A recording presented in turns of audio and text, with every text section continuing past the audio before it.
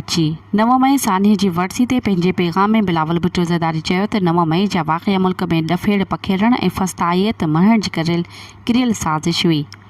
संदसि चवणु हो त सभिनी खे ख़बर आहे त 9 मई जा मज़म्मत वाक़िआ कंहिंजे चवण ते कया विया।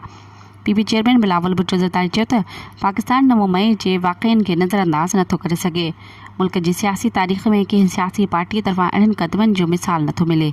हुन चयो त मुल्क जा ॻुझा दस्तावेज़ लीक करण ऐं फ़ौजी थाकनि ते हमला करण सियासत न आहे, मुल्क दुश्मनी आहे। पीपी चेयरमैन बिलावल भुट्टो ज़रदारी चयो त पीपल्स पार्टी अॼु बि पंहिंजे मौक़िफ़ ते क़ाइमु आहे। 9 मई वाक़िअनि जी चीफ जस्टिस जी सरबराही में जुडिशियल इंक्वायरी थियणु घुरिजे, पर PTI समेत समूरनि पार्टियुनि खे ख़ातिरी कराइणी पवंदी त जुडिशियल कमीशन जो फ़ैसिलो मञियो वेंदो। मज़ीद ख़बरनि ऐं तफ़सीलात लाइ विज़िट कयो असांजी वेबसाइट www.awamiNewsHD.com ऐं ॾिसंदा रहो अवामी न्यूज़ HD।